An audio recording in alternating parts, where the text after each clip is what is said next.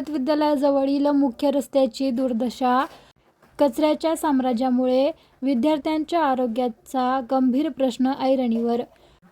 बुलढाणा शहरातून एक अत्यंत संतापजनक आणि विद्यार्थ्यांच्या आरोग्याशी खेळ करणारी बातमी समोर येत आहे. शहरातल्या भारत विद्यालयाच्या बाजूला असलेल्या मुख्य रस्त्याची अत्यंत दुर्दशा झाली असून या संपूर्ण परिसराला कचऱ्याच्या ढिगाऱ्यांमुळे डम्पिंग ग्राउंडचे स्वरूप प्राप्त झाले आहे. शासनाच्या या उदासीनतेमुळे नागरिक आणि विद्यार्थी त्रस्त झाले आहेत. या ठिकाणी भारत शाळा आहे, बाजूला जिजामाता महाविद्यालय आहे आणि लगतचा एक रोड आहे लहानसा. त्या ठिकाणी शहरातील विविध भागातील लोक घाण, कचरा, काही मेलेली जनावरं या ठिकाणी आणून टाकतात आणि नाली साफ करण्याचं काम नगरपालिकेमार्फत होत नाही.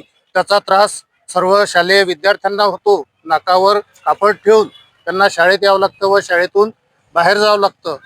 अशी नगरपालिकेला आमची विनंती आहे की ही नाली वारंवार साफ केली गेली पाहिजे, जेणेकरून विद्यार्थ्यांच्या आरोग्याला यापासून हानी पोहोचणार नाही. पावसामुळे नाल्या चोकअप झालेल्या आहेत आणि त्यामध्ये बरेचसे प्राणी सडलेले, कुजलेले या ठिकाणी नागरिक दूरदूरचे आणून टाकतात. त्यामुळे शालेय विद्यार्थ्यांना खूप त्रास होतो.